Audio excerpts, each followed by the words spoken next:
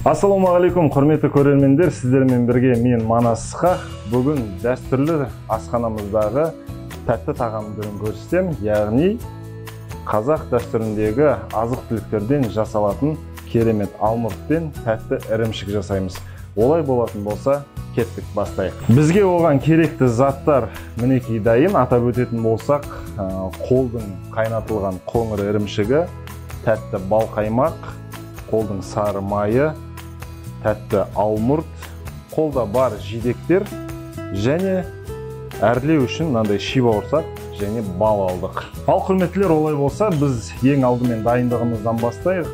Ірімшігімізді үкіштен өткізіп, балмен және тәтті бал қаймақпен араластырып қоямыз. Араласқаннан кейін 1 минут ол массамыз дайын тұруы қажет, яғни тынуы керек. Мінекей бізде үкішіміз бар, үкішіміздің ең ұсақ жерінен ірімшігімізді өткіземіз жақсылап. Қолдың ірімшігін осындай қоңыр тәтті ірімшік алған дұрыс, өйткені бұл ірімшігіміз құрғақ емес, өте шырынды әрі балғын.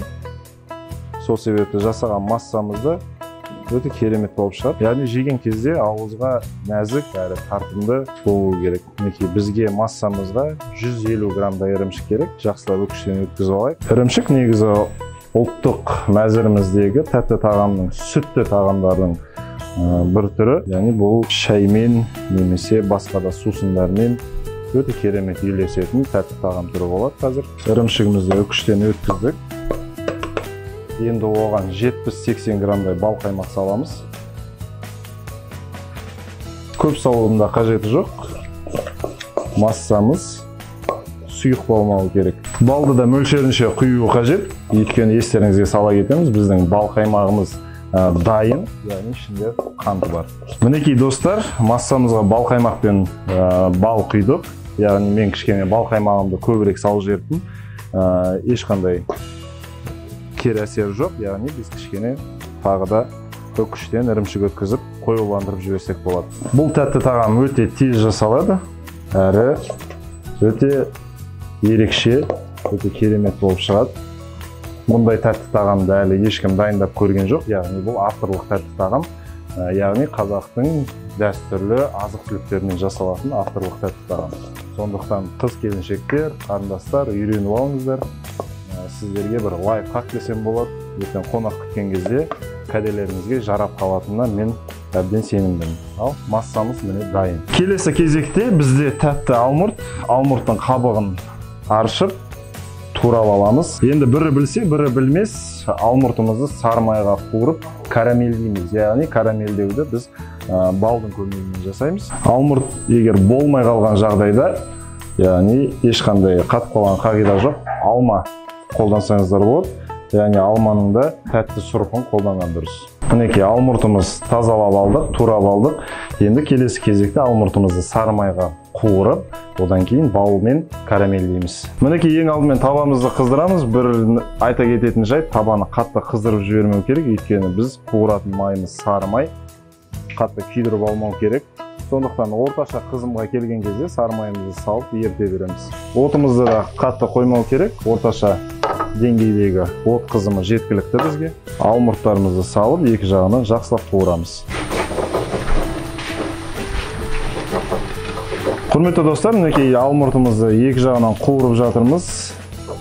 Тағы бір біле кететін жайт, қазір балға құйып карамельдейміз. Егер сіздерге одан да қанық түс керек болатын болса, яғни одан да қатты қызартқыларыңыз келсе, кішкене қанттың көмегіне жүгінуге болады, өйткені қантымыз қуырылған кезде жақсы қызыл түс береді. Алмұртты да, яғни сұрпына қарай қуырасыздар. Егер қатты тәтті алмұрт болатын болса, ол езіліп кетуі мүмкін.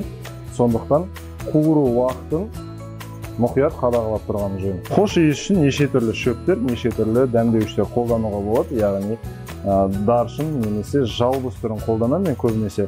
Мінекей бүгін жалбыз жапырақтарын қолданбақшымын. Жалбыз жапырақтары біріншіден өте керемет хош иіс және екіншіден балғындық сыйлайды біздің тағамымызға. Қантымыз бен балымызды және сары майымызды қатты күйдіріп алмау керек, өйткені күйдіріп алатын болсақ, дәмі қышқыл болып кетуі мүмкін. Сондықтан мінекей мұқият қадағалап 5-6 минут көлемінде алмұртымызды қуырамыз. Құрметті достар, алмұртымыз қуырылды. Біздің ірімшік массамыз тынып дайын тұр. Енді келесі кезекте әспеттеу, яғни тарелкемізге салып, әрлеу сәті келді. Ең алдымен мынандай шеңбер қолдануға болады. Яғни өте әдемі шеңберіміз түзу шығады. Bir қатар ірімшігімізді салып шығамыз қазір. Bir қатар ірімшік және ортасына алмұртымызды турап саламыз. Темір шеңберімізді алмай тұрамыз. Алмұртымызды жіңішкелеп турап шеңберімізге орналастырамыз. Bir қатар алмұртымызды салдық. Енді келесі кезекте қалған ірімшік массамызды саламыз. Құрметті достар, егер тәттіні қатты жақсы көретін болсаңыздар, қуырылған карамельден алмұртымыздың үстіне құйып жіберуге болады. Өздеріңіз білетіндей, бала кездегі карамель кәмпиттердің дәмі шығады. Бұл жерде сары май, бал, қант бар және жалбыз дәмі бар. Енді қалған ірімшік массамызды әдемілеп. Өздеріңіз білетіндей, дәстүрлі асханамыз бізде өте тойымды келеді. Әрі нәрлі тағамдардан, азық-түліктен құралады. Яғни біздің жасап жатқан тағамымызда өте тойымды, әрі нәрлі болып келеді. Қазіргі Рамазан айында, мысалы, ауызашарға немесе кешқұрым тамақтануға өте керемет тәтті тағам деп ойлаймын. Қалған алмұртымызды кесеміз.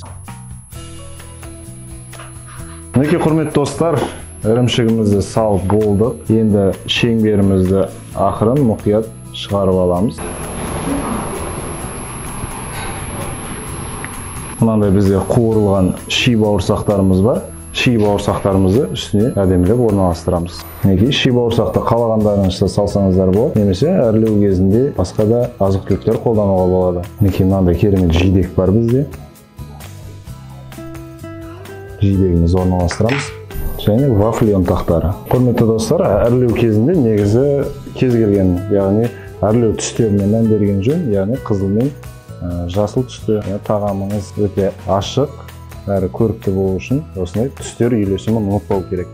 Бізде мынандай оттегі газ баллонымен араласқан бал қаймағымыз бар. Сондықтан шетіне қосымша тұздық ретінде құямыз.